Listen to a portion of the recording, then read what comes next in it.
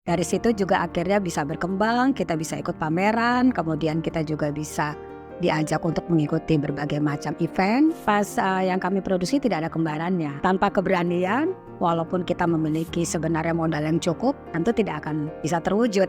Kita berharap bahwa brand Itando bisa menjadi salah satu fashion item di Indonesia yang harus atau dirasa harus dimiliki oleh masyarakat Indonesia.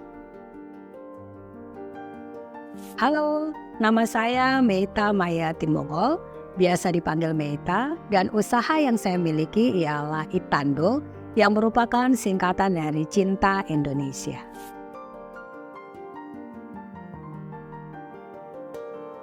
Saya lulusan dari Fakultas Ekonomi Universitas Indonesia, dari jurusan manajemen, jadi berangkat dari background pendidikan saya berusaha untuk mengaplikasikan ilmu yang saya miliki itu dengan usaha yang saya jalani saat ini. Histori dari Itando sendiri, kebetulan pada saat saya memulai usaha ini, yaitu tahun 2015, saya memiliki beberapa koleksi wastra Nusantara seperti batik, tenun, songket, tapis, dan sebagainya. Dan saat itu memang kebetulan juga background dari suami saya, seorang Tentara Nasional Indonesia, jadi memang lingkungan saya sering berkebaya atau berkain. Saya pikir apabila saya memproduksi salah satu fashion item, yaitu dalam hal ini yaitu tas yang dikombinasikan dengan wastra-wastra yang saya miliki, tentunya ini akan menjadi pilihan fashion yang menarik gitu buat kalangan dari ibu-ibu TNI, khususnya ibu-ibu TNI Angkatan Udara di mana suami saya berdinas. Nah, saya berusaha menciptakan tas-tas yang memiliki kualitas yang baik, yaitu dengan mengkombinasikan dengan kulit asli, kulit sapi, domba maupun kambing, di mana tas-tas yang saya produksi, konsep yang saya miliki ialah tidak ada kembarannya. Jadi tas-tas yang ada itu hanya satu, walaupun modelnya sama, tetapi tidak ada yang sama persis. Karena Itando sendiri kebetulan memiliki slogan yaitu ethnic, unik, dan limited, sehingga terbatas gitu, tidak banyak kita produksinya, bukan mass production, dimana tasnya itu etnik karena menggunakan wastra Nusantara, unik karena memang modelnya kita buat tidak sama yang ada di pasaran, dan seperti tadi limited sangat terbatas. Dari situ menjadikan suatu modal promosi dengan harapan mereka yang memakainya. Pada saat itu memang target utama saya adalah lingkungan saya sendiri ya, ibu-ibu TNI. Mereka bisa merasa bangga karena mereka mengenakan wastra dari Indonesia. Dengan kata lain, mereka sama saja sudah secara tidak langsung itu mempromosikan wastra, dalam hal ini budaya Indonesia itu sendiri. Pada saat awal berdiri, kebetulan kami langsung menjadi binaan dari Pemkot Bogor, lebih tepatnya yaitu Dekranasda Kota Bogor dan Disperindak Kota Bogor. Berawal dari situ maka kami mendapat banyak sekali kesempatan seperti pameran, pelatihan, dan lain-lainnya, sehingga mulai Itando dikenal oleh beberapa pihak. Dari situ juga akhirnya bisa berkembang, kita bisa ikut pameran, kemudian kita juga bisa diajak untuk mengikuti berbagai macam event yang hubungannya dengan acara-acara kedinasan maupun acara-acara yang mewakili Indonesia bahkan, karena pernah juga diajak untuk berpameran ke luar negeri, demikian.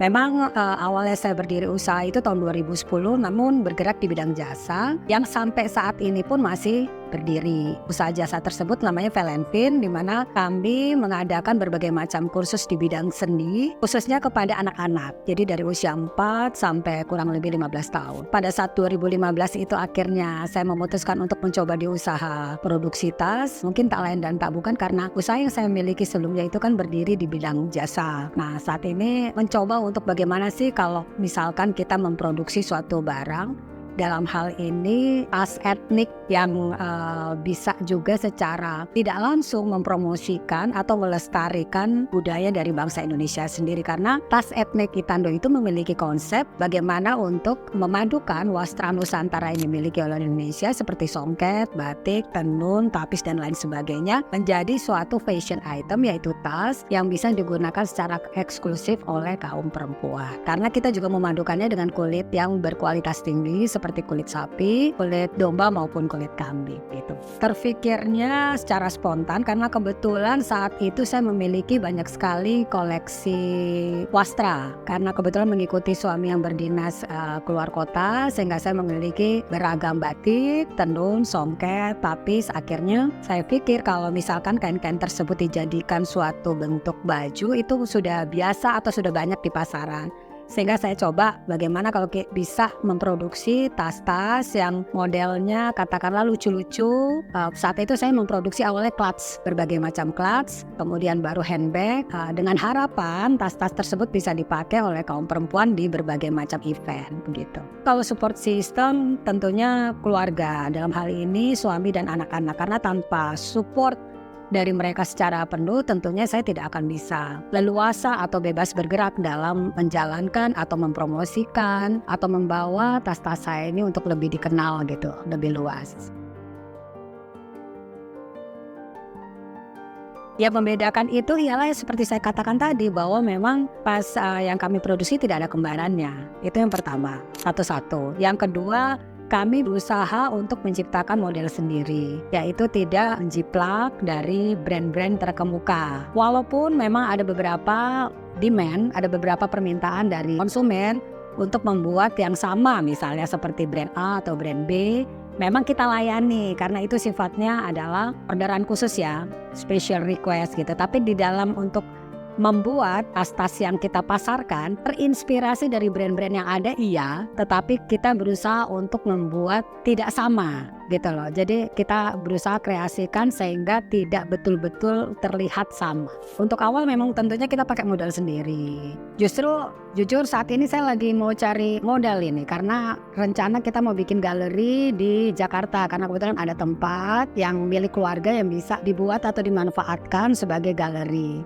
tas gitu. Mengelola keuangannya mungkin sama seperti yang lain ya, cuma memang kalau saya memang mencatat itu arus masuk dan arus kas keluar harus kita catat secara terperinci sehingga kita bisa tahu kira-kira posisinya ini kita profit atau malah loss gitu kan. Jadi dari situ kita bisa mengendalikan operasionalnya seperti apa. Jadi kalau untuk sampai saat ini sih untuk keuangan memang masih saya pegang sendiri, di mana pencatatannya semua secara detail saya lakukan. Kalau untuk modal bisa kembali, kalau secara bicara untuk produksi lah ya, sekitar 2 tahun sebenarnya sudah balik modal gitu. Karena kan keuntungan yang kita dapatkan itu kita investasikan lagi, kita beli bahan lagi, kita beli alat-alat lagi, atau bahkan kita sewa tempat untuk workshop. Nah itu diputar terus gitu. Jadi kalau mau dihitung secara detail harus ada hitungannya yang pasti ya. Tapi intinya kalau kita bisa menggunakan profit yang kita miliki untuk menjadi suatu barang atau alat lagi,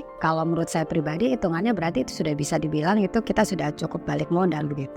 Nah ini sebenarnya jujur susah dijawab ya karena sifatnya relatif. Tapi kalau saya berpikir apabila usaha ini sudah mendapat panggung, misalnya panggung dalam event-event yang besar seperti Inacraft, Krianusa, pameran-pameran yang di Indonesia yang cukup besar, bagi saya itu sudah satu pencapaian. Ada juga pada tahun 2018 kalau tidak salah, di mana kami terpilih untuk mengikuti event internasional yaitu IMF di Bali, di mana saat itu dikurasi dari seluruh Indonesia dan Itando menjadi salah satunya. Dan saat itu memang saya dan staf saya bisa berangkat ke Bali, itu semuanya difasilitasi oleh Rumah BUMN Mandiri saat itu. Kemudian dapat fasilitas untuk pameran dari Disperindak Kota Bogor ke Spanyol, juga dari Provinsi Jawa Barat ke Jepang. Nah mungkin achievementnya seperti itu.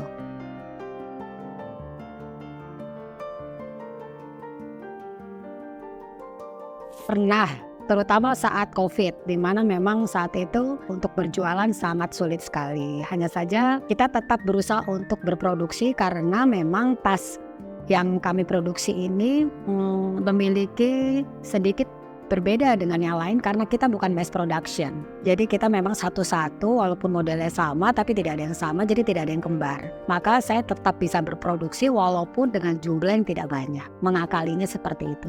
Kendalanya adalah bagaimana kita menciptakan suatu barang yang akan bisa dibeli atau dalam arti mereka tidak kesulitan membelinya, namun kita juga bisa memberikan kualitas yang baik. Dalam hal ini berarti kan kualitas kulitnya maupun kualitas wastranya juga harus yang baik. Nah, untuk menentukan harga yang pasnya itu, di mana kita juga bisa tetap mendapatkan suatu keuntungan supaya tetap bisa berjalan, tapi konsumen juga tidak kesulitan untuk membeli karena dianggap terlalu mahal. Nah, itu mungkin kendalanya dari kita sampai saat ini. Kalau dari material kebetulan tidak sulit karena memang untuk mencari wastranya sendiri di Indonesia ini sudah banyak banget. Apalagi pemerintah kan sudah sangat encourage untuk tiap daerah memiliki ciri khas masing-masing. Tinggal kita sebagai produsen mungkin memilih mana yang kita pikir masuk dengan konsep kita atau kualitas yang kita ingini.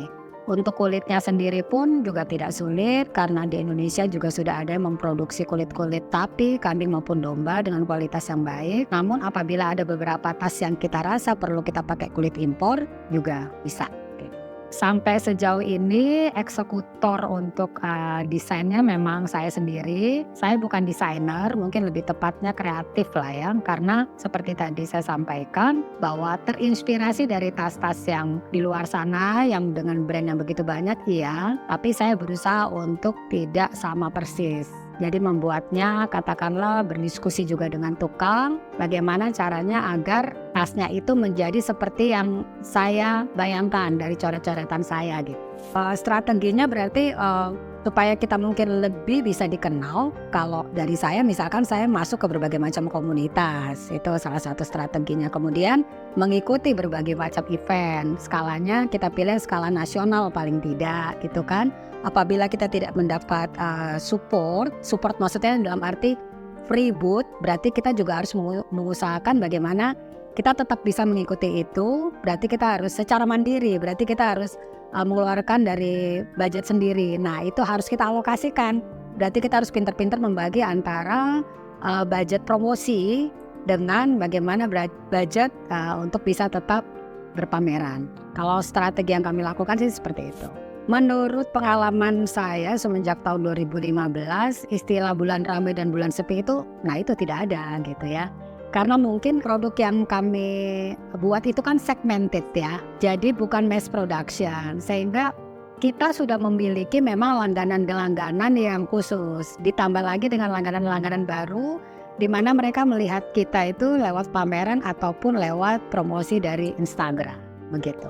Nah, kebetulan kalau feedback secara negatif, puji Tuhan sejauh ini belum pernah saya terima, tetapi kritik lebih kepada begini. Memang pada saat mereka terima barang misalnya, kan ada beberapa tas itu yang memiliki aksesoris misalnya kunci putar.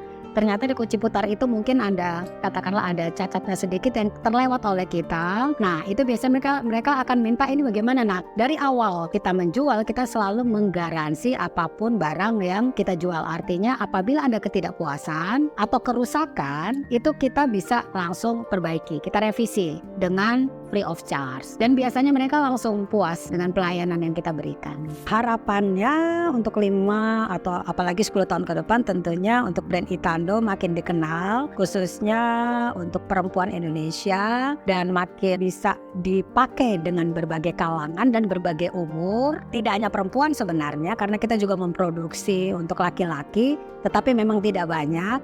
Tentu saja kita berharap bahwa brand Itando bisa menjadi salah satu fashion item di Indonesia yang harus atau dirasa harus dimiliki oleh masyarakat ini. Kalau menurut saya jelas seperti yang memang sudah banyak kita dengar-dengar, dan saya rasa itu betul ya, bahwa pantang menyerah kemudian berani. Tanpa keberanian, walaupun kita memiliki sebenarnya modal yang cukup, tentu tidak akan bisa terwujud.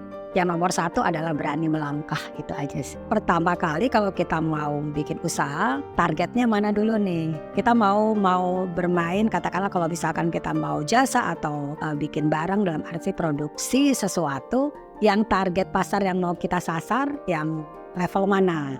Kemudian memang paling tidak kita adakan survei kecil-kecilan. Apabila juga misalkan masih ada kendala, intinya jangan takut. Tetap harus ada langkah walaupun itu langkah kecil. Jangan sampai penilaian yang kita lakukan itu kita rasa wah ini sulit nih kayaknya. Selalu pasti ada alternatif lain. Selalu ada solusi dari setiap rintangan atau hambatan yang akan kita temui gitu sih. Itando memiliki Instagram @itandobag, kemudian ada juga Facebook @itandobags, dan kita juga ada di marketplace di Tokopedia Itando. Itando Gaya Niktaya kalau di Tokopedia. Oke, buat khususnya warga Bogor, jika ingin melihat secara lengkap produk-produk Itando, kami ada di Perumahan Johar Grande, Blok D nomor 1, Jalan Johar, Kedung Waringin, Tanah Sareal, Kota Bogor. Terima kasih sudah menonton video ini hingga selesai. Jangan lupa untuk like and subscribe video channel di YouTube Mulai Usaha.